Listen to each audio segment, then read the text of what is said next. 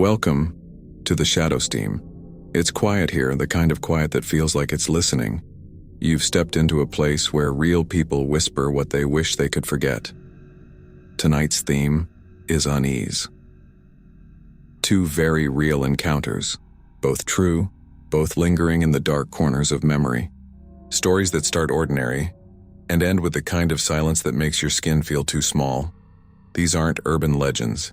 They're the kind of experiences you don't talk about out loud, because once you do, they start to follow you. If you think you've heard it all, you haven't heard these.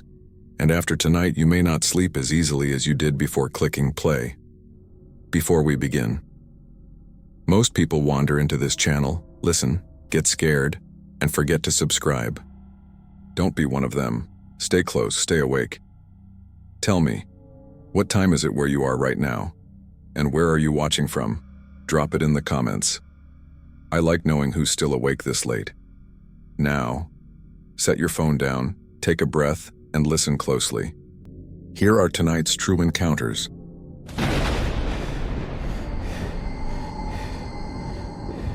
The first night I realized something was wrong, I was brushing my teeth and heard footsteps above me.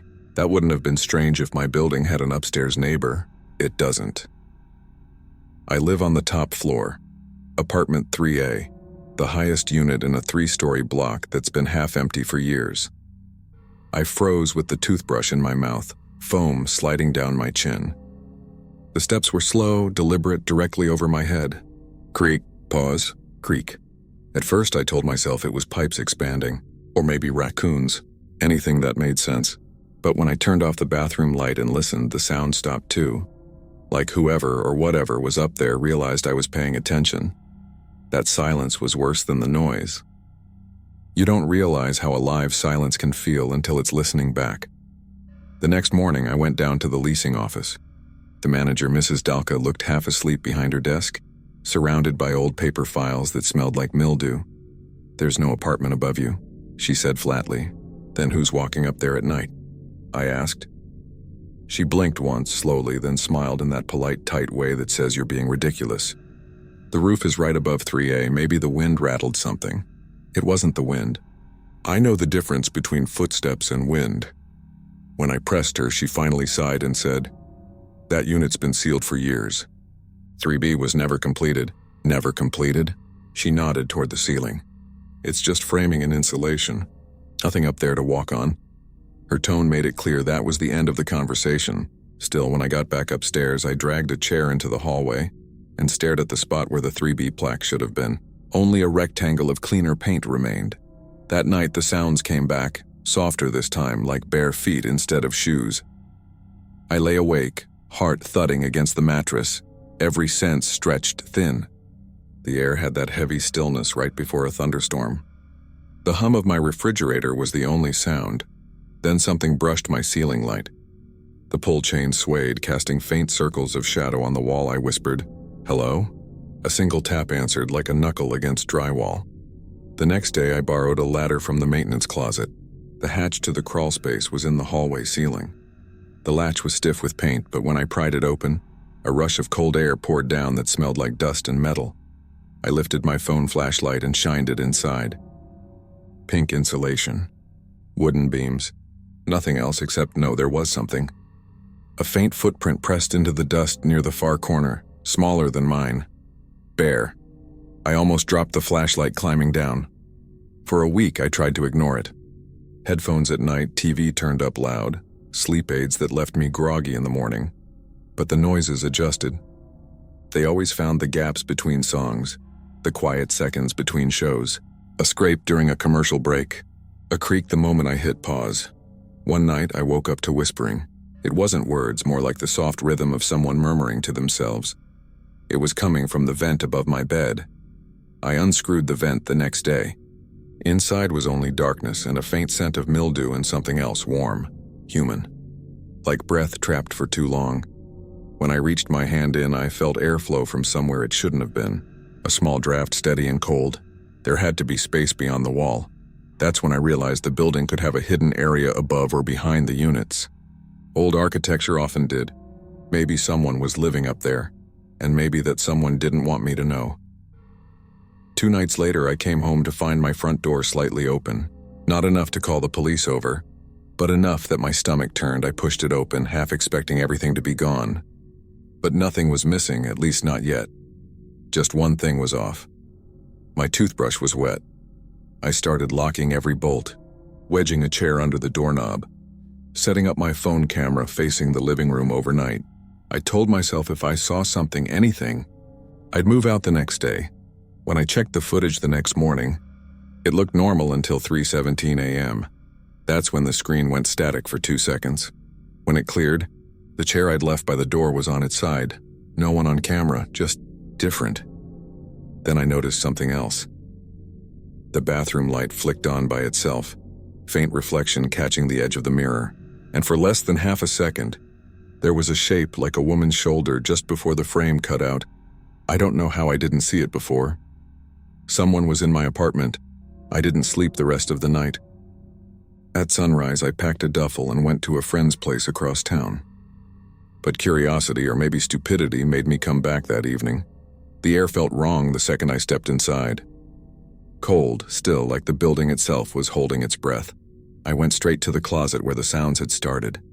There, behind the coats, was a small square cut into the drywall I had never noticed before.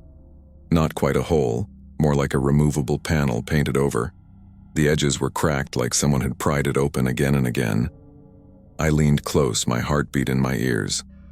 From inside, I heard a single, shallow breath and then a voice, hoarse, whispering right behind the wall.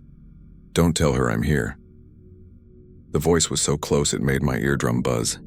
I stumbled backward, hitting the dresser. The coats swung on their hangers like they were breathing too. I waited, half expecting the panel to shift or a hand to push through. Nothing. Only silence again. The kind that rings in your head and fills it with every worst possibility. When I finally found my phone, I called the building manager. No answer. Straight to voicemail. So I did what scared people always do. I convinced myself I'd imagined it. I went out for air, walked 2 blocks to the 24-hour diner, sat in a booth under bright buzzing lights that felt safe. But the longer I stared into my coffee, the more I heard that voice in my head. Don't tell her I'm here. Her. Who was her? Back at the apartment, the panel in the closet was slightly open. I swear I hadn't touched it. A sliver of darkness gaped between the wall and the drywall square. A draft of cold air leaked out, smelling faintly of dust and something sour, like sweat soaked into old clothes. I pushed the panel with a broom handle. It moved easily, revealing a small black space behind it. My flashlight beam disappeared into a narrow passage lined with wooden studs and insulation. The gap was just big enough for a person to crawl through. Inside, I saw food wrappers, an empty water bottle, and a single Polaroid photograph wedged into the beam. It was of my apartment. The angle was impossible, taken from above, looking down into my living room. My sofa, my coffee mug, me sitting there watching TV. The timestamp in the corner was last week. I took the photo to the police that night. They listened politely until I said, "Someone living in the walls." After that, their expressions tightened. They promised to send a patrol, but when the officer arrived, he only looked around, tapped the walls a few times, and left a report number. He told me to stay somewhere else for the night. I didn't. I couldn't afford to, and part of me needed to know what was happening. I barricaded the closet with a dresser and left all the lights on. Around 2 a.m., the lights in the hallway flickered and went out. My apartment stayed lit, but the hum in the air changed, like the power was struggling. Then the faintest sound came from behind the dresser, something sliding against wood. A whisper, clearer this time. "She'll get angry if you tell." I wanted to run, but my legs didn't move. The dresser trembled. Just a shiver at first, then a small thud like knuckles tapping rhythmically. Tap, tap. Tap, tap, tap. My body finally reacted. I bolted for the front door. The chain lock was latched from the inside, but my shaking hands fumbled it open. I yanked the door, expecting to step into the hallway. Instead, the hallway lights were off. Only emergency exit signs glowed dim red. And in that red light, I saw footprints, bare, dusty, leading from my door toward the far end where 3B used to be. The footprints stopped at the wall. Not by the wall, into it. They just ended where the plaster began. I should have left then. I really should have. But curiosity can drown out fear when you're desperate to understand. I knocked on the spot where the footprints vanished. Hollow. When I pressed my ear against it, I heard movement like someone shifting on their knees right behind the wall. Then a woman's voice, low, tired, almost kind. "You shouldn't wake her." The next morning I found the closet dresser pushed aside. The panel open again. On the floor was another Polaroid. It showed the same shot of my living room, but I wasn't in it this time. Instead, a figure stood by the TV. A woman with long hair covering her face, head tilted as if listening. The timestamp read today. That meant whoever or whatever was taking these pictures was still inside. I left for work early just to escape. All day my phone buzzed with messages from an unknown number. No words, just pictures of my own hallway, progressively closer to my door. The last one showed the inside of my peephole, distorted but unmistakable. I called the police again, voice shaking. They said they'd send someone within the hour. No one came. When I returned that night, the entire hallway smelled like ammonia. A cleanup smell, the kind that follows maintenance or something worse. A sheet of paper was taped to my door. Notice of entry, unit inspection. Completetti hadn't requested any inspection. Inside, everything looked untouched except the closet. The panel was gone entirely now, leaving a dark square in the wall. Something had been dragged out. You could see the smear of dust on the floorboards where it had rested for years. I leaned close, shining my flashlight again. The crawl space was empty, but deeper inside, barely visible in the beam, was another door, metal, small, with 3B stenciled faintly across it. The metal door shouldn't have been there. It looked older than the building itself. Rusted hinges, peeling paint, a latch that had been turned so many times the screws were stripped. The number 3B was carved by hand, not printed. I hesitated, listening. Nothing. Then a faint sound, like someone dragging cloth across the floor inside. I told myself it was just air currents, but my hand was already on the latch. It turned easier than I expected. Cold air spilled out. Not the musty kind from the crawl space. This was fresh, like the outside after rain. But it shouldn't have been fresh. There was no vent, no window, just darkness. I ducked inside with the flashlight. The space was bigger than it should have been, at least the size of a small apartment, framed in unfinished wood. No furniture, no lights, only the skeletal outlines of rooms that were never completed. And in the center, a mattress on the floor. The mattress looked lived in. A dent the shape of a curled body, a thin blanket folded neatly beside it. Next to it sat a little pile of belongings. A cracked phone with no SIM card, a plastic combo notebook, water-warped and soft around the edges. I knelt to look. The notebook was filled with shaky handwriting. Not diary entries, lists, dates, times, room numbers. They appeared again and again. My name beside it. And under one date, written darker than the rest, "She doesn't know I'm still here." A noise snapped me upright. A soft shuffle somewhere deeper in the dark. My light swung across the framing. Nothing. But then I saw the plastic of a trash bag trembling, like something breathing underneath. I backed away fast. The bag stilled. Then a woman's voice muffled through the plastic. "Don't close the door." I ran. I don't remember deciding to, my body just did it. Crawling out of that hole, scraping my hands and knees raw, bursting into the hallway like it was daylight after a tunnel. When I turned back, the crawlspace hatch was swinging slowly. Click, click, then still. I locked myself in the bathroom for the rest of the night. I sat on the tile listening. No voices, no creaks, just the faint hum of pipes and my own pulse. At some point, I must have fallen asleep against the wall. When I woke up, sunlight was leaking around the blinds, and the bathroom mirror was fogged over, like someone had showered. Written in the condensation were 3 words: "You found me." That day, I begged the landlord to let me move out. She didn't look surprised, just tired. "I told them to seal that unit," she said. "Who's them?" I asked. She hesitated. "Construction crew. Years ago. A woman was squatting in there before the fire inspection. We thought she'd left. She didn't."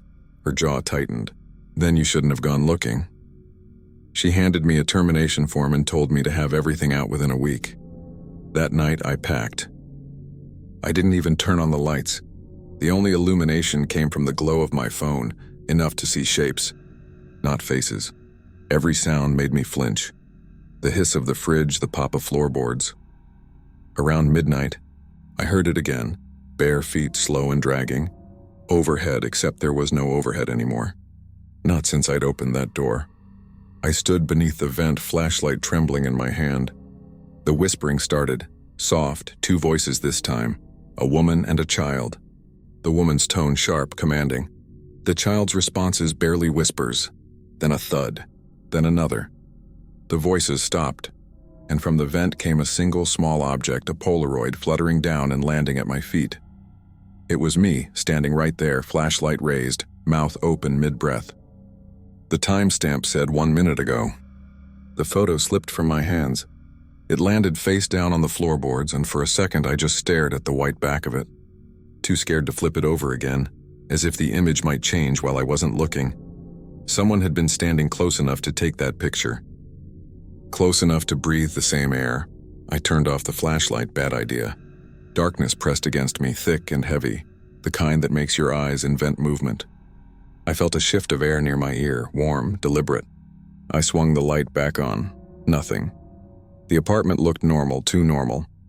But the photo on the floor was gone. I slept in my car that night, parked 2 blocks away. Every few minutes I looked up at the building's top floor windows, waiting to see light flicker in mine. Around 3 a.m. I did. It wasn't steady. It blinked once, twice, like someone moving through my rooms with a flashlight. When daylight came, I forced myself back inside. The air was colder than outside, damp with that same sour smell. My furniture was slightly shifted, as if someone had nudged it an inch at a time, and there on the kitchen counter was the missing Polaroid. Next to it, a new one. My car, taken from the street last night while I slept inside it. By noon, I'd packed everything important. When I reached the hallway, Mrs. Dalka was already there, keys jangling in her hand. "You can't just disappear without checkout," she said. I told her someone had been living in the walls. I told her about the crawl space, the photographs, the voice. Her expression didn't change, but her knuckles whitened around the keys. "There is no crawl space," she said finally. Then she turned her back and walked away. When I looked down, her shoes left faint prints in the dust, bare footprints, not shoes at all. That night I booked a motel, but lying there in the unfamiliar bed, the air conditioner humming, I still heard the faint creak of footsteps above me. Habit, I thought. Phantom sound, except the motel was a single-story unit. I turned on the lamp. The bulb flickered once and went out. My phone screen glowed beside me, 1 new image notification from an unknown number. The photo showed the motel room I was in, taken from the foot of the bed. I drove back to the building the next morning. I don't know why. Maybe I thought confronting whatever was left would make it stop following me. The door to 3A was open. Inside, everything had been stripped bare. No furniture, no carpet, not even my pictures on the wall. Only the hole in the closet remained, edges splintered where I'd pried it. A faint humming came from inside. A woman's voice, soft, rhythmic, like a lullaby sung too slow. I crawled halfway in, phone light trembling over the wooden beams. There was the metal door again, wide open. Beyond it, dim shapes moved, shadows bending like someone pacing. And then, clear as breath on my neck, "She misses you." I stumbled backward, banging my head on the frame, crawling until my palms hit carpet again. The humming stopped. When I looked up, the metal door was closed. Scratched into it, fresh and jagged, were 3 letters. Maya. That's my name. I ran. I didn't even lock the door. Down the stairs, out into daylight, lungs burning. The building loomed behind me. Blank windows, silent, ordinary. Across the street, a moving truck idled. 2 men carried boxes toward the entrance, laughing about something I couldn't hear. One of them pointed at the top floor. "New tenants moving into 3B, he said. The other looked confused. "There's no 3B, the first man shrugged. "Guess they reopened it." I told myself I was done with that building. I even drove half a state away before turning the car around. It felt like leaving without saying something would be worse, that whatever was in 3B would follow me if I didn't face it. When I got back, the movers were gone. A new name was already taped beside the buzzer. L. Parker, 3B. The first time I'd ever seen someone officially assigned to that number. I rang the bell once. No answer, but I heard footsteps, slow, deliberate, on the stairs above. "Hello?" I called. "Don't go in there, please." The apartment isn't safe. The footsteps stopped. Then a woman's voice drifted down. Light, curious, too calm. Are you the previous tenant? Something about the way she said tenant, stretching it out, made my skin crawl. I climbed the stairs halfway. The door marked 3B stood open, a rectangle of dark. Cardboard boxes stacked neatly in the hall, the smell of fresh paint still hanging in the air. I tried to explain. I told her about the crawl space, the hidden door, the photographs. She listened quietly, half smiling like she was humoring me. I'll keep an eye out, she said finally. Don't worry, she doesn't bother me. Who? I asked. She tilted her head. The other tenant. Then she closed the door. I ran downstairs straight to the office. The door was locked. Through the glass I could see the desk empty, the files gone, a strip of yellowed wallpaper where a picture frame had hung. No sign of Mrs. Dalka. When I turned back, the hallway lights flickered, and for a moment I swear every door on that floor had a new brass number. 3B, 3B, 3B. A row of identical plaques stretching down the corridor. Then the power steadied and they were back to normal. That night I stayed in my car again, parked where I could watch the top windows. Around midnight, light flared in one, flickering like candlelight. Through the glass I could make out two silhouettes, one small, one tall. They stood facing each other for a long time before the smaller shape turned toward the window. It looked exactly like me. I started the car and didn't stop driving until the building disappeared behind the trees. Morning. New city. Still couldn't shake the feeling someone sat in the back seat. Every red light I checked the mirror. Nothing, until I caught a glimpse of something white tucked in the cup holder. A Polaroid. It showed the woman from the new apartment standing in my old living room, smiling. Behind her, barely visible in the dark, a shadow of another figure, hair hanging forward, hand resting on the wall. On the bottom edge, written in shaky marker, "Welcome back." I told myself I'd throw the Polaroid away. Instead, it sat on the passenger seat for the next 100 miles. The woman's smile burned into my peripheral vision. Every time I tried to grab it, some part of me hesitated, as if touching it would make the image change. At a rest stop, I finally forced myself to look again. The shadow behind her was clearer now. You could see the curve of a cheek, the faint reflection of eyes catching the camera flash, and it looked exactly like mine. I ripped the photo in half and dumped it in the trash. 5 minutes later, when I stopped for gas, it was tucked under my windshield wiper, creased but whole. I rented a room in a different town that night, the kind of highway motel that smells like old carpet and cleaner. The clerk handed me a metal key instead of a card and mumbled, "Room 14, end of the row." I locked the door, shoved a chair under the handle, and let the TV drone to fill the silence. The air conditioner rattled against the window frame like it wanted to shake free. Around midnight, the static on the TV changed pitch, a low hum vibrating through the bed frame. I sat up, grabbed the remote, then froze. Someone was whispering behind the wall. It was faint but rhythmic, like a lullaby hummed through drywall. I pressed my ear against the paint. "She's almost home," a woman's voice said. "She knows the way back." I backed away until my knees hit the bed. I knew that voice, Mrs. Dalka. By morning, the hum was gone. The motel felt normal again. I told myself it had to be a dream brought on by exhaustion. I started driving east toward my sister's place, somewhere I hadn't been in years. But an hour in, my phone buzzed with a notification.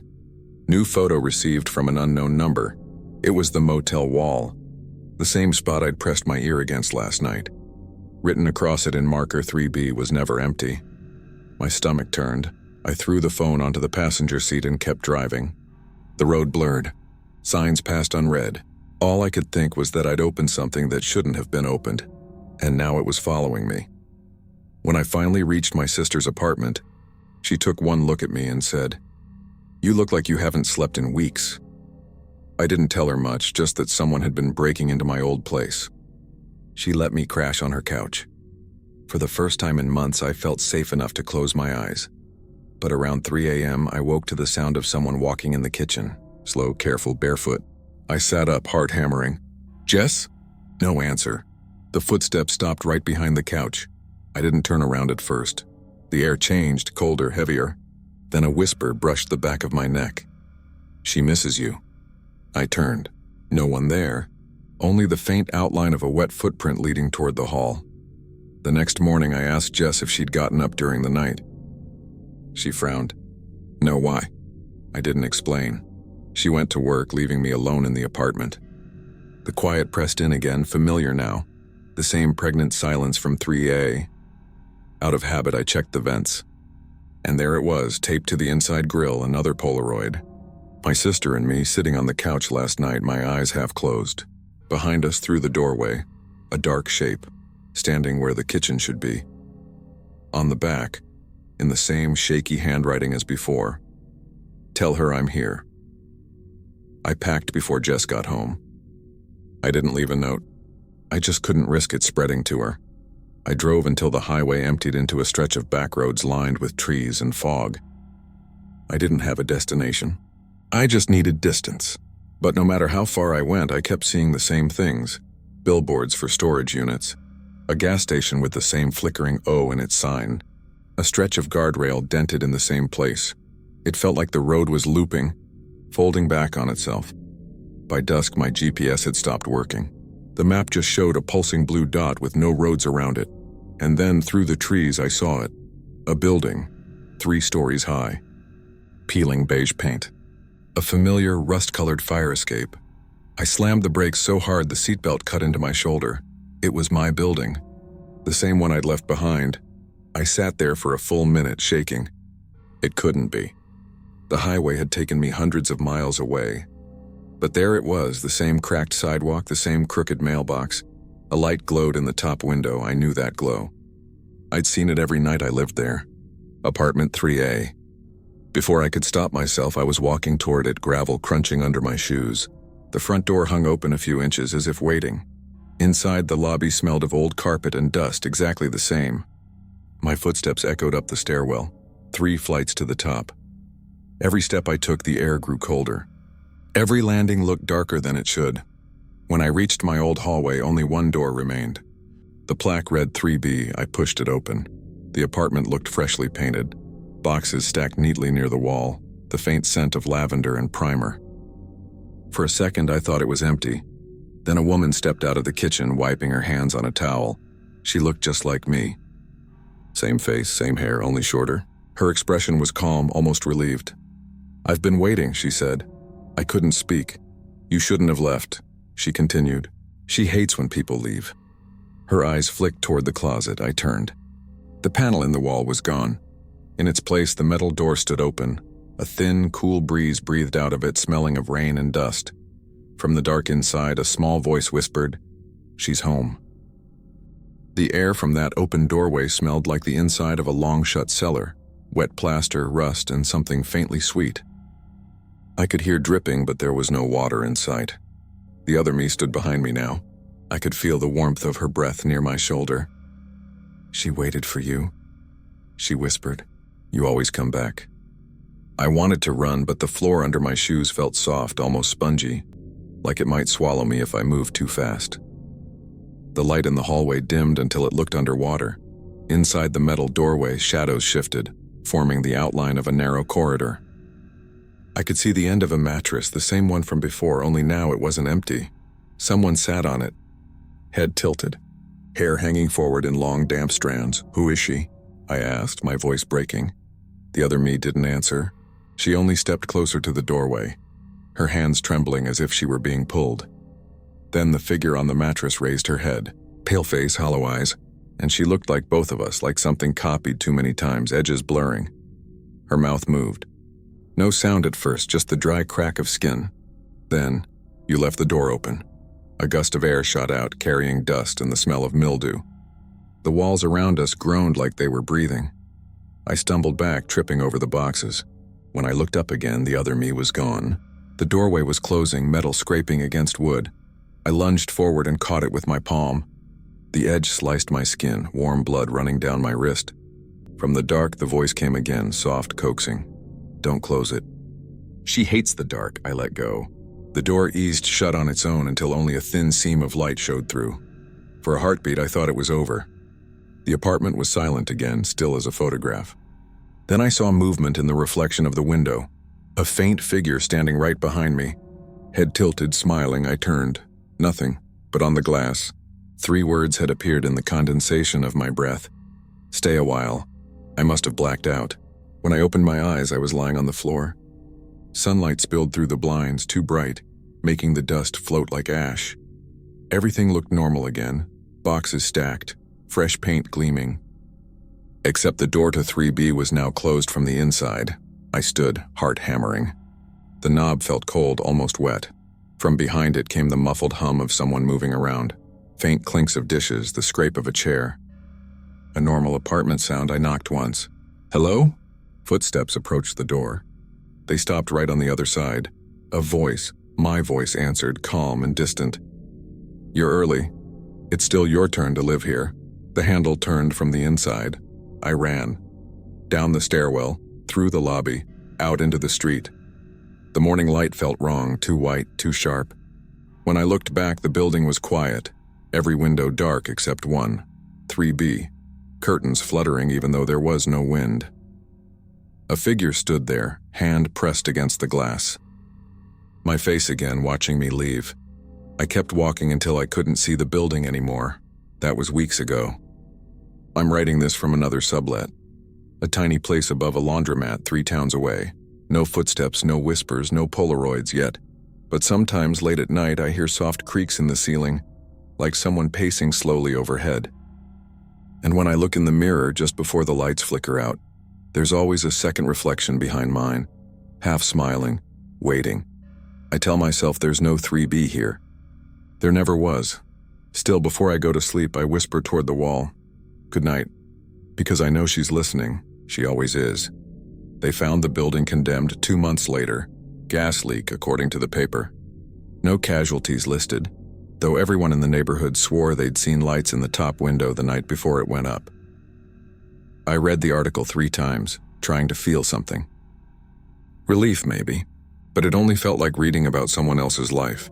The reporter's name wasn't familiar, but the byline photo, her face, looked close enough to mine to make my stomach twist. I told myself it was coincidence. I've been living quietly since then, subletting a basement room beneath a bakery. No windows, low ceilings, perfect for not hearing footsteps overhead, except sometimes I do hear them. Light, quick steps that seem to circle directly above my bed even though there's solid concrete there. The baker swears the building has no upper floor. When I first moved in, the landlord gave me a key marked 3B. I laughed, asked if it was a joke. He frowned. "That's the storage unit next door. Nobody uses it. The key still sits on my nightstand. I don't touch it." Last week, the power went out during a storm. I lit a candle and watched the shadows dance along the walls. For a second, the flame bent sideways as if something breathed next to it. I turned, and on the far wall, clear as daylight, was a silhouette of a woman.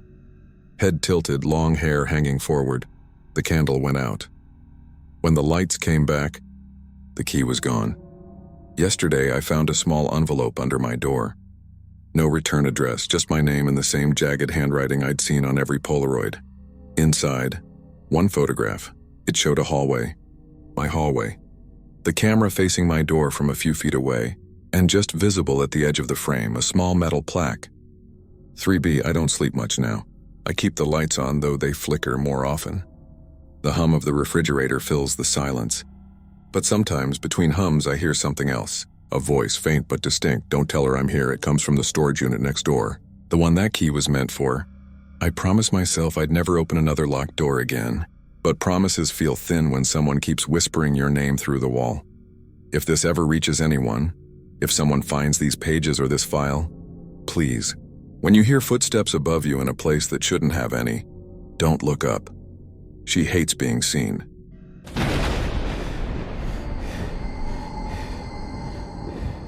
The sound came from the water again tonight. Not splashing, more like someone whispering through the surface. It's a slow, steady murmur, the kind you almost mistake for wind until you hear it say your name. I keep telling myself it's just the current sliding through the drowned foundations under us. But that doesn't explain why it stops the instant I turn my flashlight on the lake. I've camped at Deep Bridge Reservoir before, but never alone. This time it's just me, a borrowed kayak, and the idea that a weekend off-grid might fix everything that's been wrong with my head lately. No service, no people, just a lake that used to be a town. They built the dam in the 70s, flooding the valley and every house in it. Most of the old locals moved, but a few refused to leave. The stories say they chained themselves inside their homes, still breathing when the water rose over the roofs. Every kid in the county dares each other to swim out and listen for them. They call it the town that talks back. The first day was perfect. Bright, flat water, the kind that mirrors the sky so cleanly you can't tell where one ends. I pitched my tent near the tree line, lit a small fire, cooked ramen, told myself I'd sleep early. But when darkness settled, the lake changed. The reflection disappeared. The surface turned thick, black like oil. And underneath the crickets and the soft crackle of the fire, I started hearing it. A hum, deep and even, vibrating through the ground. Not in the air, in the earth. Like something below was breathing. I tried to record it on my phone, but the mic only picked up static. The noise stopped the moment I hit record anyway. I thought maybe I was imagining things until I heard a splash, slow and deliberate, maybe 20 feet out. Too heavy to be a fish, then a voice, faint, wet, like sound traveling through a tunnel. Come closer. I froze. It didn't sound angry or threatening. It sounded lonely. I stayed up till dawn, flashlight pointed at the shoreline, heart thudding every time the water rippled. When the sun finally came up, the lake was calm again, blue and ordinary, as if the night had made everything up. But something small had washed onto the sand beside my kayak, an old glass bottle sealed with rust. Inside was a strip of paper, water-stained but still legible, beneath us, still waiting. I didn't sleep after finding the bottle. The note sat on the folding table beside my tent, curling as it dried, the ink bleeding outward like veins. I kept staring at it, waiting for more words to appear. By noon, I'd convinced myself it had to be some local prank, maybe a bottle left by teenagers who came here to scare campers. I tried to laugh about it while packing the kayak, but the laughter sounded wrong, like someone else's voice echoing in my throat. I paddled out anyway. I told myself if I could see the drowned town for myself, I'd prove the stories were nonsense. The lake was still. No wind, no current. Every paddle stroke made slow circles that took forever to fade. Beneath the surface, the water was green-gray, and when the sun hit just right, you could almost make out shapes, angled lines that might be rooftops or tricks of light. Then I saw it, a signpost, half buried in silt about 10 feet below. The letters were warped but readable. Main Street. I floated there for a long time, trying to understand the scale. An entire street under me. Houses, stores. Maybe even people still sealed in rooms that had never been opened. I don't know how long I stared before I noticed the bubbles. They rose in slow spirals from a spot near the signpost, breaking the surface beside my kayak with tiny pops. The air smelled metallic like rusted blood. Then the humming started again, deeper this time. The hull vibrated. My first thought was that it came from the dam turbines, but it didn't sound mechanical. It sounded human, layered voices pressed together until they became a single low note. When I leaned over the side, the sound grew clearer, dozens of whispers overlapping. Down here. Down here? She's still down here. The kayak tilted. I nearly fell in. I paddled back hard, trying to outrun the sound, but it followed, echoing through the water like it had attached itself to the boat. When I hit shore, the humming stopped so abruptly it made my ears ring. The rest of the day I stayed inland, collecting firewood, pretending nothing had happened, but I couldn't shake the rhythm of that sound. Every time the wind pushed through the trees, I thought I heard words hidden inside it. By dusk, I gave up pretending. I sat by the water again, flashlight on my lap, the note from the bottle in my pocket. The surface was flat, moonlight cutting a silver path across it, and then faint ripples coming toward me, not away. A voice rose with them, clearer than before. You shouldn't have read it. The words came from no direction, just out of the lake. I stood, backing toward the trees. Who's there? Another ripple. This time the answer was closer, quieter. Come see what you left. The flashlight flickered, dimmed, then died. For a second, the entire world went black. When the beam sputtered back on, someone was standing knee-deep in the water about 20 feet out. At least I thought it was someone. Too still. Too pale. The head hung low, hair floating around it like seaweed. I shouted again, "Are you okay?" No response. The figure lifted its head just enough for the light to hit its face. It wasn't decomposed or monstrous, it looked normal, except the eyes were clouded white, as if filmed over with silt, and then the mouth moved. "She's waiting for you." The water around it churned suddenly, rising to its waist, pulling at its legs until it sank under in one smooth motion. "Gone," I called out again, splashing forward a few steps before I realized what I was doing. The mud sucked at my boots. The lake went calm, no bubbles, no body. When I turned back, there were footprints beside my tent, wet, bare, leading from the water to the fire pit, then stopping right in front of where I'd been standing moments before. I didn't sleep that night either. I sat up, fire burning low, listening to the waves lap against the rocks in a rhythm almost like breathing. Around 3 a.m., I heard the whispering again, but softer, closer, coming from behind me this time, from the forest. I turned the flashlight and saw figures between the trees, not moving, just standing half hidden by fog, outlines of shoulders and faces that didn't catch the light. One of them spoke in a voice that was exactly mine. "It's not the lake, it's what's underneath." Then they all sank straight down as if the ground itself swallowed them. At sunrise, I packed everything. I told myself I'd leave, drive home, forget. But when I got to the dirt road, it ended in water. The lake had swallowed the access road overnight. The map on my phone still showed a road there, but in front of me was nothing but the widening shore and the reflection of trees. Somewhere under that water, I thought I saw movement, slow, circular, like something huge turning over. By afternoon, I'd circled the perimeter looking for another path out. Every trail looped back to camp. The same logs, the same fire pit. When I reached the kayak again, the note from the bottle was gone. In its place lay another bottle, newer glass, clear instead of brown. Inside, another strip of paper. "Stop leaving." The air thickened as the sun dipped behind the ridge. I could feel a low pulse under my feet, steady as a heartbeat. The water near shore rippled outward, though no wind blew. Then came the hum again. Not distant this time, but inside my chest, pressing on my ribs until I could feel every word without hearing it. We were never gone. I dropped to my knees, palms in the sand, trying to block it out. But the vibration climbed up through my arms into my jaw, my teeth, like the earth was speaking through bone. When it finally stopped, the lake was silent, completely silent.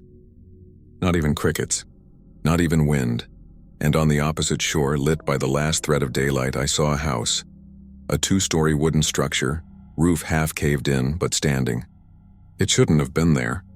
That shore had been empty for decades, yet I could see the reflection of windows catching the fading light. Someone moved inside. I don't remember crossing the water. One moment I was on my knees. The next, my kayak scraped the opposite bank. My flashlight beam hit the porch steps, warped and dripping, the wood slick like something newly dredged up. The front door hung slightly open. Every instinct screamed don't, but I pushed anyway. Inside, the air was thick and cold, like opening a freezer. Furniture floated in corners, bumping the walls softly. The water inside no deeper than my knees. A calendar clung to the wall behind a layer of algae. The year printed on it, 1975, the year they flooded the valley. Each date until September was crossed out. After that blank pages, something brushed my leg. I swung the flashlight down. Only ripples. Then behind me, a voice, male, old, wet, spoke from the stairwell. "Don't wake her." I turned the light up the stairs. A figure stood halfway up, face gray, eyes black pits, water dripping from its chin. Its hand rested on the railing, skin stretched too thin to be alive. The beam flickered. For a heartbeat, the stairs were dry, the house intact, sunlight spilling through lace curtains. A woman hummed somewhere upstairs, then the image collapsed. The water rose to my waist. "She's still sleeping," the voice said again. "She dreams loud." I ran for the door. Outside, the lake was gone, only mud stretching in all directions, steam curling from the ground. The house behind me creaked, settling deeper into the muck. When I turned back one last time, a woman stood in the doorway. Long hair clinging to her face, lips parted like she was about to speak. I wanted her to. I wanted anything that made sense. Instead, she smiled, small, knowing, and pressed a finger to her lips. The sound that followed wasn't a whisper anymore. It was a choir. Thousands of voices rising from under the earth, each one catching the next, building until the air itself shook.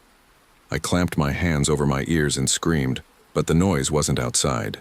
It was in me, and inside that chorus one voice was clear, familiar, human, my own.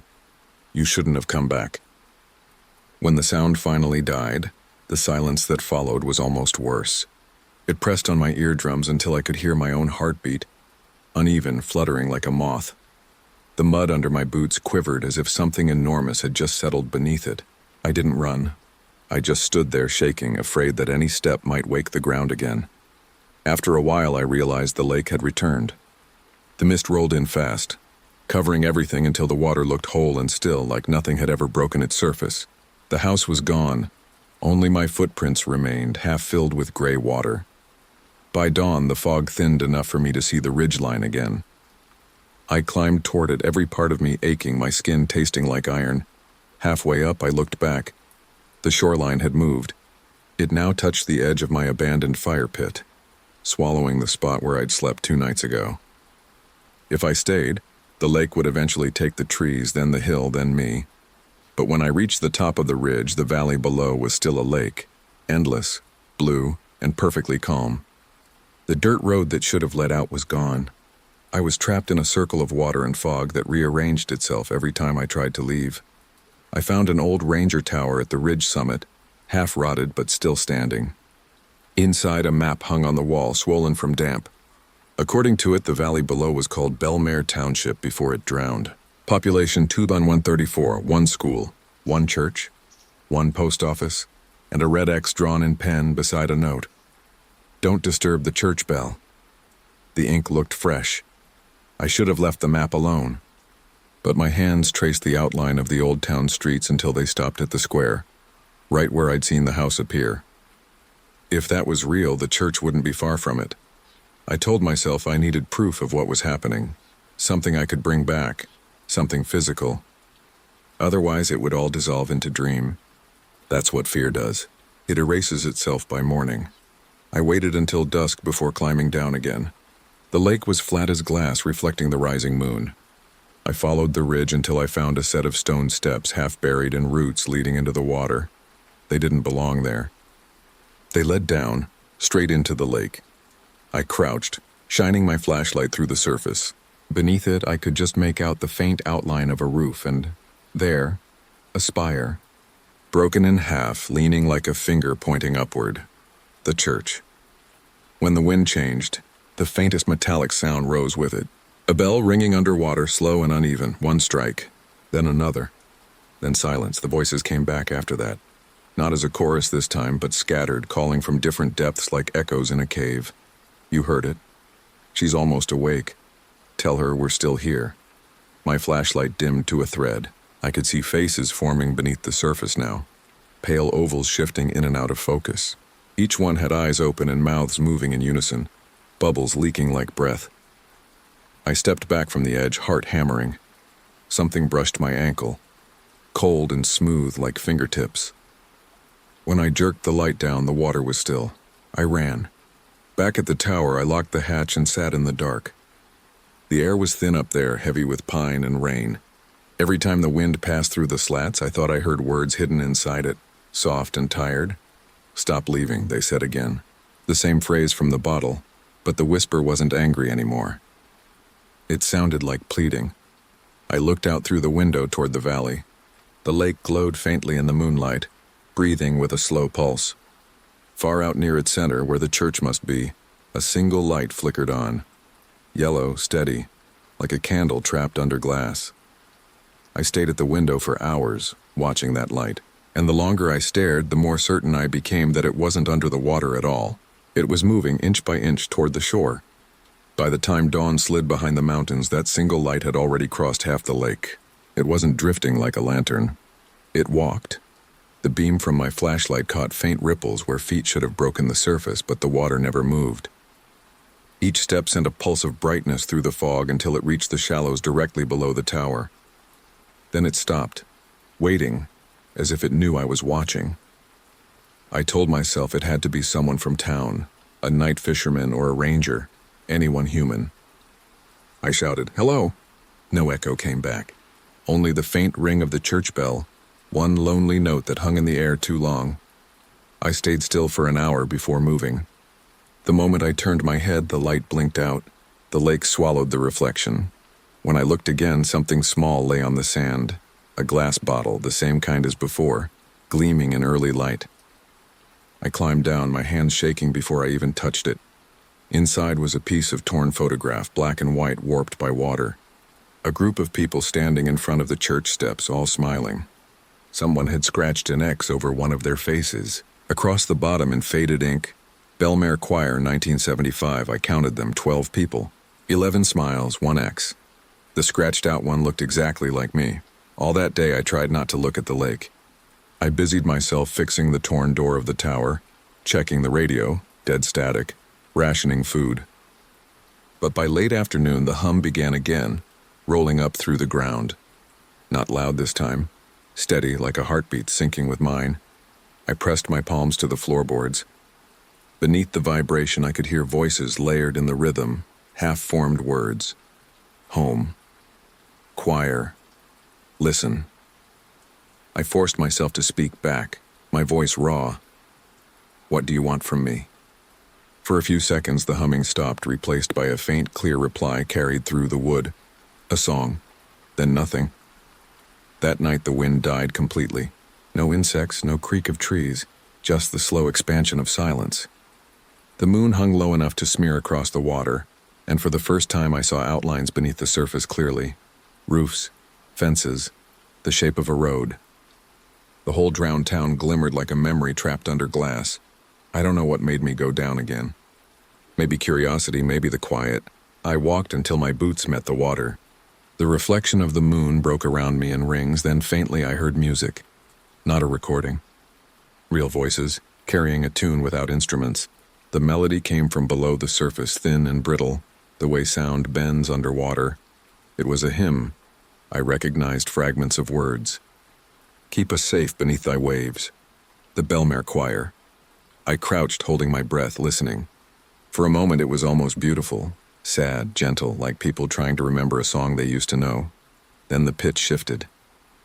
The notes dragged lower until they weren't music anymore, but moaning. One voice collapsing into another until the harmony became static. The water trembled. Sing with us, a dozen voices said at once. I stumbled back.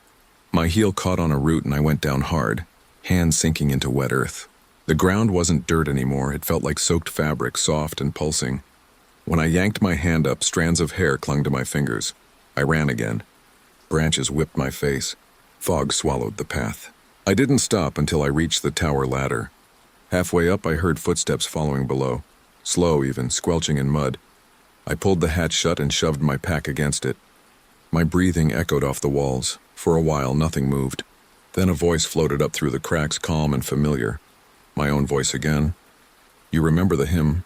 Everyone remembers their first song. Wood creaked as weight pressed against the hatch.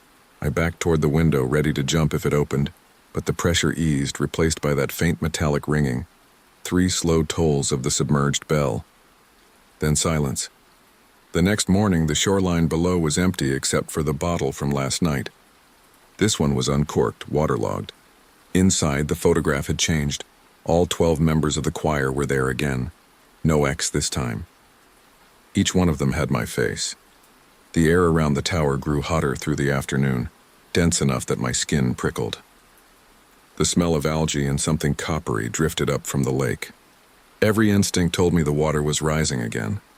I watched the tree line vanish inch by inch into the reflection. At sunset, the entire valley looked deeper, like the earth had inhaled. That's when I heard the first knock on the tower door. 3 soft taps. Pause. 3 more. I didn't move. When I finally worked up the courage to look down through the slats, no one was there. Only the lake, licking the base of the tower like it was tasting for a weak spot. I don't remember falling asleep, but I woke to the sound of a single voice singing outside, gentle and clear. The same hymn. I crawled to the window. A figure stood at the base of the tower, head tilted back toward me, water dripping from its sleeves. In one hand it held the bottle uncorked. Its face was hidden in shadow, but the mouth moved perfectly in time with the song. When it finished, it raised the bottle to its ear like listening to seashell echo. Then it looked up. I saw its face, mine again, lips moving in silence. It mouthed one word. Listen. Something clicked inside my head then, like a door opening inward. For the first time since coming here, the fear thinned, replaced by a dull certainty. This wasn't haunting. It was remembering. Whatever was beneath that lake, it wanted me to remember something buried with it. The air smelled of rain and silt. Far below, the bell tolled once more. And somewhere inside me, an answer rose. An old tune I didn't know I knew. I hummed a single note back. The surface of the lake rippled in reply. The note I hummed still hung in the air when the echo came back. Not from the lake this time, but from inside the tower. At first I thought it was my imagination, but the walls themselves were carrying the pitch, low and vibrating like a tuning fork. The entire structure answered me, wood and nails humming as one. The bottle on the floor rolled a few inches and stopped upright, the mouth aimed toward me as if listening. Then the humming stopped. The quiet that followed was sharp enough to make my eyes water. When daylight came, the world looked ordinary again. The lake was flat, the air cool and clean. For the first time in days, I thought maybe it had been exhaustion. Maybe I'd sung to my own echo. But the bottle on the floor wasn't empty anymore. Inside floated another strip of the photograph. Only this time, the faces had changed. All 12 choir members looked toward something outside the frame. Their expressions twisted in the same strained half-smile. Across the bottom, new handwriting in dark ink. The song wakes what the water keeps. I didn't remember writing it, but the letters were mine. By mid-morning, a breeze rolled in from the west, carrying the smell of rain and iron. The surface of the lake shimmered, and for a heartbeat I saw rooftops again, clearer than before, as if the water had thinned. The church bell rang once, faint but crisp. Then a second time, closer. On the third toll, the tower shook. Dust fell from the rafters. I looked out the window and saw figures gathering on the opposite shore. Not reflections, not shadows. People. They stood shoulder to shoulder, water to their knees, all facing me. Each wore the same old-fashioned choir robe, pale gray in the light. One of them lifted a hand and pointed at the tower. I wanted to believe they were some trick of the mist, but when I blinked, they were still there. And then music again, faint but growing. A single voice began, joined by another, then another, until the sound carried across the water like wind through reeds. It wasn't the hymn this time. It was a round, an endless loop of the same 3 lines, each overlapping the other until it felt like the whole valley was breathing the words. Beneath the waves, we waited. Beneath the waves we keep. Beneath the waves we're waking. Every repetition grew louder. I clamped my hands over my ears, but the words were already inside my head. The singing stopped all at once. When I dared look again, the shore was empty. Only the ripples remained, spreading outward in a perfect circle. Something glinted in the center of that circle, a reflection that didn't match the sky. A metal cross, maybe the top of the church steeple, breaking the surface.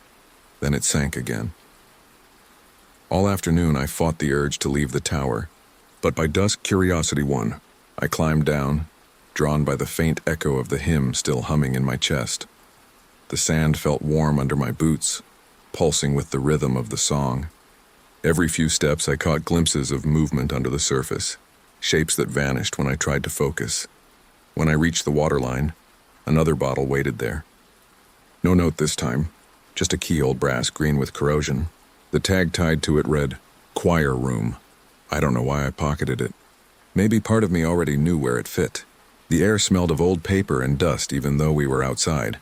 As the sun dipped, the water turned black again.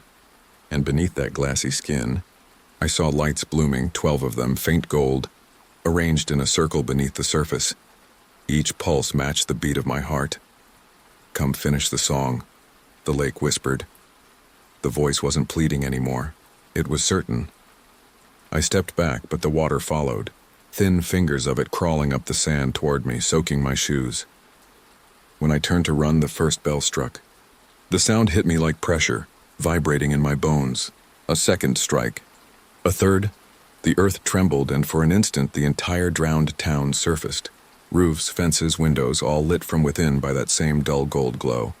And in the center, the church door stood open. At its threshold, a figure waited, holding something small and bright in its hands. My flashlight. The one I'd lost 2 nights ago. The light blinked once in rhythm with the bells. I ran back to the tower and slammed the hatch behind me. The moment I locked it, the humming started again, higher now, frantic. It built and built until the nails in the walls rattled. Then a single sharp knock on the door below. Pause. Another. Then 12, evenly spaced, like a metronome. On the 12th, the sound stopped. The lake went quiet, and from somewhere deep below the floorboards, a whisper. It's your verse. I sat there until sunrise, too afraid to sleep, the key cold in my hand. The bottle on the floor had cracked during the night. Inside, the photograph had changed again. Only one face left now, mine standing alone before the church door. Across the bottom, fresh ink, sing and the water will let you remember. I don't know what memory it wants, or why it wears my face to ask for it, but I can feel something rising through the lake, coming closer with every breath. And somewhere beneath that endless surface, the bell is waiting to toll again. The key kept warming in my pocket as if it had its own pulse. By noon, the metal was hot enough to sting my fingers, and the humming under the floor returned. So low it blurred into my heartbeat. I told myself not to use it. I told myself every story that ends with "I just wanted to see for myself" never ends well. But the tower walls had begun to breathe with me, expanding, contracting, groaning at the joints. Staying put felt worse than whatever waited below. When I stepped outside, the wind was gone. No ripples, no birds. The air smelled of wet copper. The shoreline had retreated again, revealing a thin ridge of stones that curved out into the water like a path. Each step I took on those stones sounded hollow, as if they covered empty space. Halfway across, I felt vibration rising through my soles, notes climbing an invisible scale until they stopped on one pure tone. The lake responded with a shimmer, and beneath the surface, a shape appeared, the steeple, the roofline, and finally the heavy wooden doors of the church. When I reached them, the key in my hand turned on its own. The doors opened inward, releasing a breath of cold air that smelled of dust, candles, and something older, like rain that had never touched sunlight. Inside, everything was underwater and yet somehow dry. Rows of pews floated just above the floorboards, suspended like memories in thick glass. The choir loft leaned at an angle, and behind it the bell rope hung perfectly still. I walked toward the front. With every step, faint echoes of my movements lagged half a second behind, as if someone were following just out of sight. On the altar sat a small wooden box. Carved into the lid was a circle of 12 figures holding hands. When I touched it, the humming stopped. The silence inside the church was dense enough to press against my chest. Then the box clicked open on its own. Inside lay a strip of parchment sealed in wax. Its surface lined with music notation, no words, just the melody I'd heard all week. As I stared, the symbols shifted, rewriting themselves into something that looked like handwriting. The 13th voice begins the waking. My stomach dropped. There were 12 in the choir. The bell above me stirred. A single toll rolled through the rafters, vibrating the water, dust spiraling down like snow. Then another, then silence. I should have run then, but I lifted the parchment instead. The ink pulsed faintly, a heartbeat of light. I felt it vibrate against my palm, matching my pulse exactly. Outside the door, ripples spread across the lake even though nothing moved. A voice, not a whisper this time, but a full, clear voice spoke from everywhere at once. You started the song. You must finish it, I shook my head. I don't know the rest. You do. We gave it to you. The reflection on the water darkened until it mirrored the ceiling of the church, and in that reflection I saw the 12 figures again, standing in a ring around me, mouths open but silent. I turned to run, but the doorway was no longer open water. It was glass, hard and cold. Through it I could see the tower, the ridge, my campsite, all still as if frozen in another time. The voices rose again, 12 threads weaving around my name. The air grew heavy. Something inside me, some instinct older than fear, responded. I opened my mouth. A single note escaped. It wasn't a sound I chose. It came through me, low and resonant. The water around the pews trembled. The figures in the reflection moved closer. Yes, they said together. That's the key. Light bled from the parchment, filling the church until every board glowed faintly. I could see the drowned town beyond the windows, houses lifting toward the surface, roofs shedding water in slow motion. The air smelled like rain after lightning. The bell rang a final time, long and steady. Its tone dissolved into the same humming that had followed me since the first night, only now I understood it wasn't a warning. It was calling for balance. A 13th voice to end the song. The light dimmed, leaving only a faint echo in my bones. The box on the altar had vanished. So had the key. When I stepped outside again, the lake was calm. Moonlight stretched unbroken across it. But the reflection staring back at me wasn't mine anymore. It smiled, a small, peaceful smile, and whispered through the glassy surface. "Your verse is complete." I don't know how long I stood there. When I finally looked up, the church, the ridge, the tower, all were gone. Only water surrounded me, endless and still. And somewhere deep below, faint and patient, the choir began to sing again. I don't remember walking. One moment I was standing in the open doorway of the submerged church. The next I was gasping in cold air, kneeling on wet sand. The lake lay behind me, flat as glass. No tower, no ridge of stones, nothing but open water stretching into gray mist. I thought maybe I'd blacked out, that I'd dreamed the entire descent. But the key still lay in my palm, half dissolved, its brass edges flaking like old leaves. The skin beneath it burned faintly, as if the shape of the key had branded itself there. Everything was too quiet. No insects, no birds, no wind. Even the trees seemed frozen, their branches angled mid-sway. When I shouted, "Hello," the sound came back thin and delayed, half a beat behind my own voice. The echo didn't fade. It just lingered, breathing back the word in a whisper that wasn't quite mine. Home. I turned toward the sound, but the world shifted sideways. Trees bending, horizon tilting. For a split second I saw rooftops where the lake should be, and the faint outline of the church steeple floating above the mist. Then the image blinked out, replaced by still water. I made my way toward the trail that led up to the ranger's road, but the path wasn't where I remembered. The terrain had changed. Trees closer together, the soil soft underfoot. Footprints filling with dark water as soon as I stepped. Halfway up the incline, I found something that stopped me cold. A signpost half buried in mud, letters worn almost clean. What I could still read said Belmare, EST 1976. That couldn't be right. The town had been underwater for decades. I reached out, brushed away moss, and realized the paint was fresh. The woods opened into a small clearing.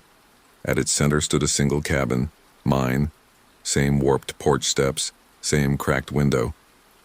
But the boards looked new, unstained by the years of weather I remembered. Smoke curled from the chimney. Someone was home. I crept up the steps. The air smelled of pine and something faintly metallic. When I pressed my ear to the door, I heard humming, soft, tuneless, the kind of sound people make when they're cleaning or cooking. It was my voice. I knocked once. The humming stopped, then footsteps approached, slow, measured. The door opened just enough for me to see inside. A figure stood in the dimness, back turned. Same build. Same hair. It turned its head slightly and I saw my own face, paler, eyes dull like they'd never seen light. "You finished the song," it said quietly.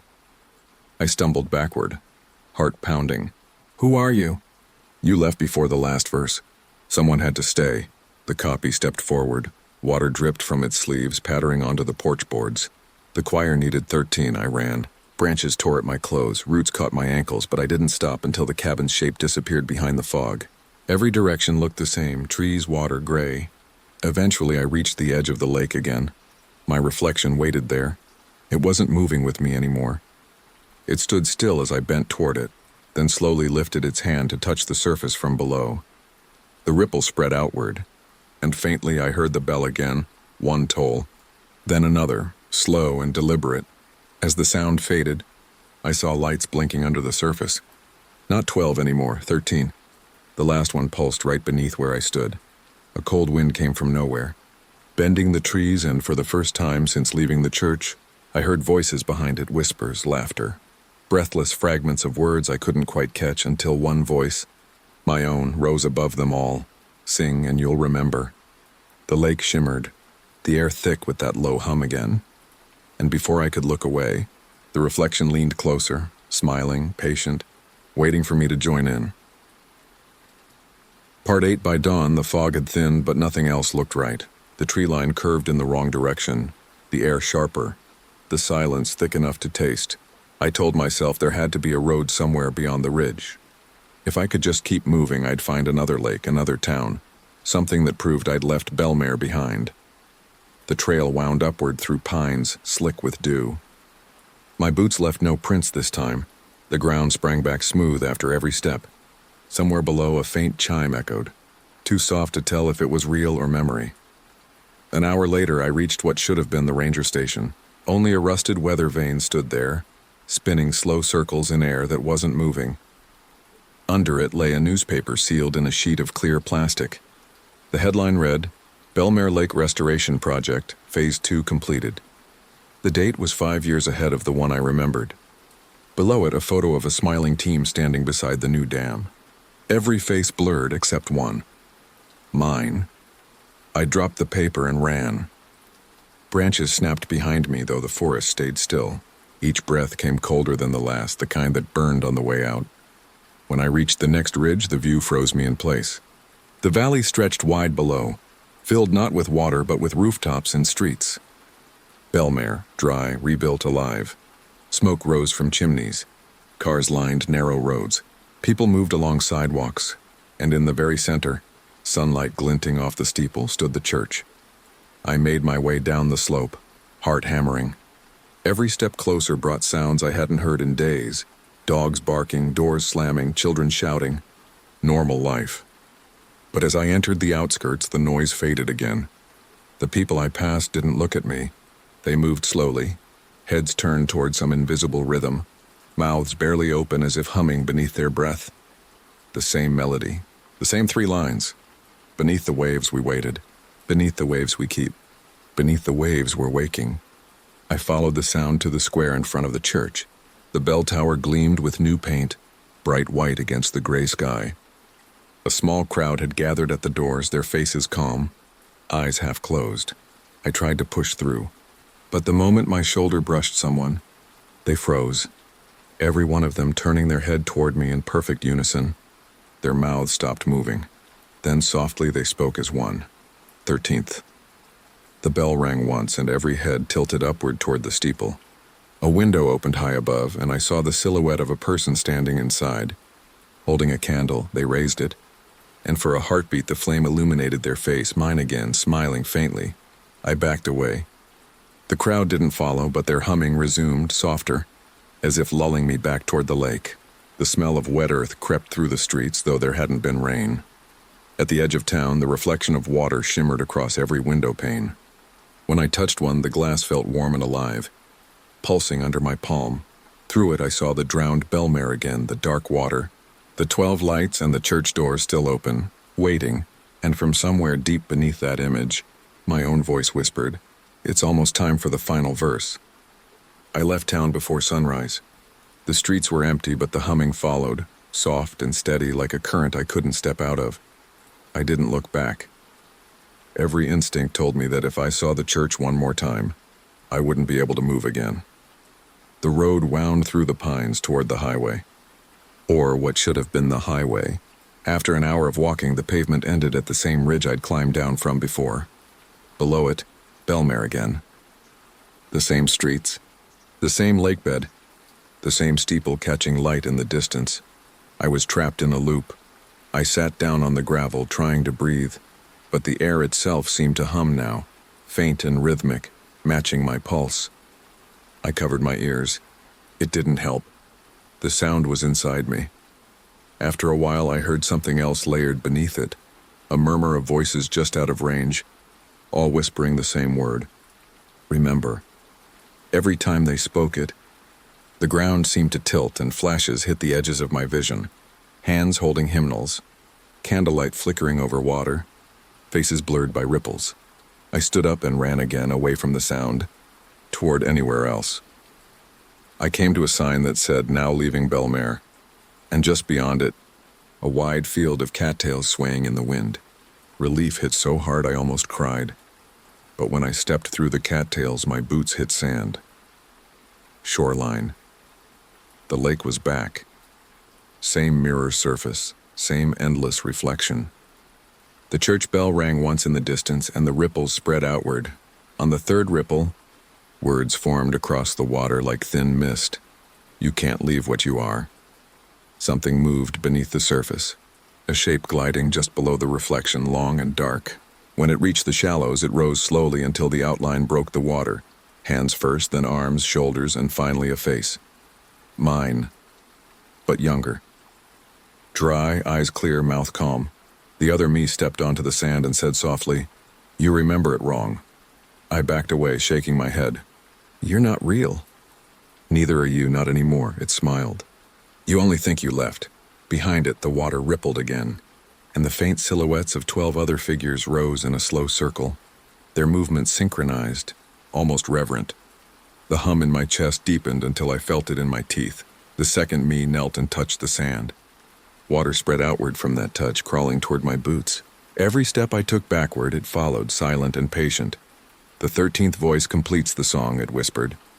"You were never chosen. You were made." My breath hitched. Made for what? The figures in the lake began to hum, low, resonant, shaking the air like a deep drum. The reflection of the church reappeared above them, door open, light spilling out. "To carry the memory," the other me said. "To keep it singing." The wind picked up, carrying the faint sound of bells, 12, then one final deeper tone that seemed to vibrate the entire valley. The younger version of me stepped backward into the water without breaking eye contact. "When they forget, you will remind them." Then it was gone. The water smoothed itself out, leaving only my reflection again, smiling faintly, lips moving in silence. The words I couldn't hear still shaped on its mouth, over and over until I could read them clearly. One verse left. The words wouldn't stop echoing. One verse left. I didn't know what that meant, whether it was a warning or an invitation, but it followed me like the aftertaste of lightning. I spent the night on the ridge above the lake, watching fog pull itself across the water like breath on glass. The town below blinked in and out of focus. Sometimes I saw lights in the windows, sometimes only the drowned outlines. Every few minutes, a faint hum slid through the soil beneath me, slow and steady as a heartbeat. By dawn, I'd stopped trying to pretend I could leave. If the lake wanted a final verse, it would sing it one way or another. So I went back down. The air grew warmer the closer I got to the shore. Thick, metallic, almost electric. Mist curled around my ankles. Each step felt softer than the last, as though the ground itself were turning to water. When I reached the edge, the surface was already rippling, even though there was no wind. I said it out loud. "You want the last verse? Then show me the song." The lake didn't answer, but the water parted, just enough for me to see movement underneath. 12 dim lights spinning in a slow circle. At their center, a darker shape waited. Something about it felt patient. I should have been afraid, but all I felt was a strange calm, like the space between heartbeats. I stepped forward. The cold wrapped my legs, then my waist, then my chest. When it reached my throat, I inhaled and let the lake take me. The plunge should have been freezing, but it wasn't. It felt like sinking into air made liquid. I could see perfectly. Every outline of the drowned town glimmering below, soft golden light flickering through its windows. The church bell loomed ahead, half buried in silt. The door hung open, and the glow from inside pulsed in time with the humming in my chest. I swam toward it. Inside, the pews floated upright again, anchored by invisible strings. The altar was bare now, except for a single book lying open. The pages didn't look like paper. They looked like skin, faintly translucent. The writing etched rather than printed. When I touched it, the words shimmered and rearranged themselves into a melody I already knew by heart. The hymn of Belmare. Only this time there was a 13th line written at the bottom in fresh ink. "When the singer remembers, the lake forgets." A voice behind me said, "Then sing." I turned. The other me stood in the doorway, older now, face tired but calm. Water streamed down his hair, yet none of it touched the floor. "You've carried it long enough," he said. "End it." I didn't trust my voice. "If I do, what happens?" He smiled, the same smile I'd seen in every reflection. "Someone wakes up." He stepped closer until our faces almost touched, but not both of us. Before I could speak, he reached out and pressed a wet hand over my heart. A surge of sound rushed through me. Every hum, every bell, every whispered verse I'd ever heard folding together into one perfect tone. The lights in the church flared bright white. The book on the altar closed itself, sealing the last line inside, and suddenly I wasn't standing anymore. The world tilted. I was outside again, lying on the shore, coughing lake water. The sun sat high over the ridge. The town behind me was quiet, normal, whole. For a heartbeat, I thought I'd escaped.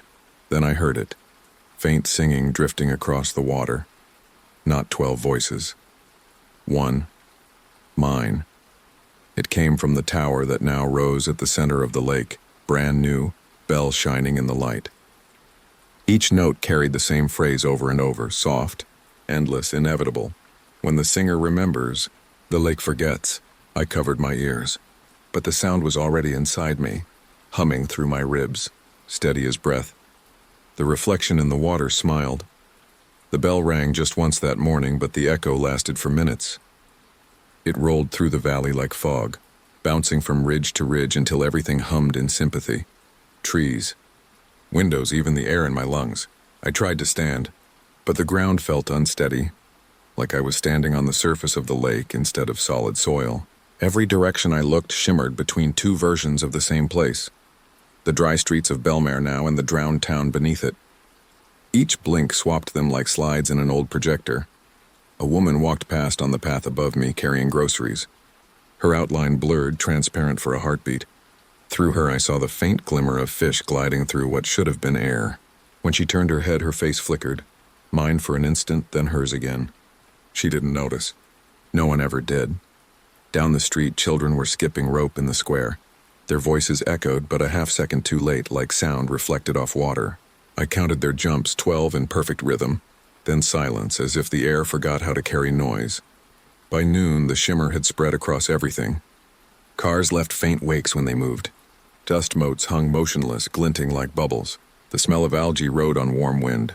Every now and then I'd catch snatches of that same hymn leaking through open doors, sung softly by people who didn't seem to realize they were singing. I made my way toward the church. With each block, the streets looked older. Pavement cracking, storefronts fading, glass fogging with condensation. The closer I came, the deeper the humming grew until it vibrated the fillings in my teeth. At the steps, water lapped around my ankles. No rain, just rising. Inside, the pews were full. Every seat occupied by someone staring straight ahead, lips moving in silence. I walked the aisle, whispering, "Do you hear it?" No one answered.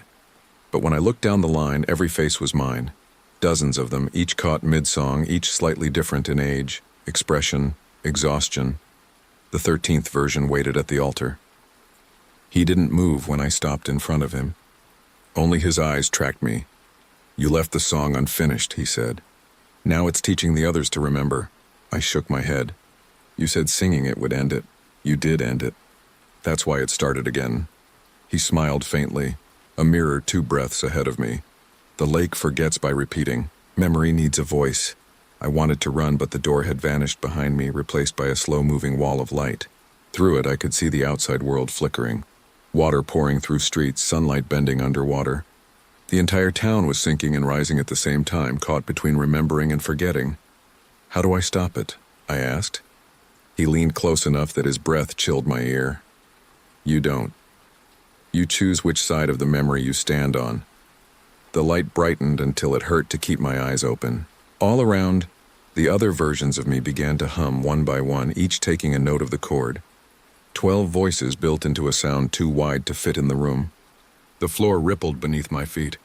Water, cold, endless, rose through the cracks, climbing my shins, my knees, my chest. The 13th version smiled again. "There's your verse." When I opened my mouth to breathe, air and water mixed together. The sound that came out wasn't a scream or a song. It was both, stretched thin until it broke. The humming collapsed into silence, then faintly from far above. The bell rang once more, not from the tower, but from inside my head, and everything stilled. When the light faded, I was standing in the middle of the lake. There was no shore, no sky, only still water reflecting a gray that could have been dawn or dusk. My clothes were dry, but every sound came muffled, as though I were listening through glass. The humming had stopped. For the first time in weeks, the air felt weightless, empty of vibration. Then quietly I heard breathing that wasn't mine. I turned. A dozen figures ringed me, knee-deep in the mirror surface, their faces calm and identical. None moved closer. None spoke. They just watched, the way people do when a concert ends and they're waiting for the echo to die. I said, "Is it finished?" One of them nodded. The gesture rippled through the circle, 12 reflections answering at once. "The lake remembers now," they whispered. The water beneath my feet thickened, turning into the worn boards of the church floor. The world flipped itself upright again. Pews, windows, dust, everything exactly where it had been the first day I arrived. Only this time sunlight slanted through the glass and the smell of mold and iron was gone. I walked to the door. Outside, Belmare spread across the valley, ordinary and quiet. No fog, no shimmer. Just birds, a truck on the highway, wind in the grass. For a moment I thought it had all dissolved back into normal life. But when I stepped onto the porch, the bell rang, not deep and heavy now, but small, like something inside a pocket. The sound came from me. A faint vibration in my chest. I put a hand over my heart. The rhythm pulsed once, twice, and faded.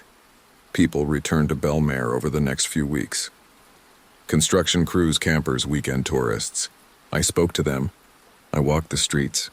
No one recognized me from the photographs, though one man swore he'd seen my face painted on the church mural years ago. At night, I sat by the water's edge, waiting for the hum. It never came. Only the soft slap of waves against the new docks and the distant ring of the bell marking the hour. Yet sometimes, when wind slid over the lake just right, I'd catch a thread of music beneath it, too faint to follow, but familiar. A verse missing its end. I told myself it was only the echo of my own breath. I told myself the lake had finally forgotten. Still, every morning, before the sun clears the ridge, the surface fogs just enough to show the faintest reflection of a tower that isn't there. And if I listen carefully, I can hear someone, maybe me, maybe not, humming the first line of the old hymn, "Beneath the waves we waited." The sound lasts only a second before the wind carries it away, but it's enough. The song isn't gone.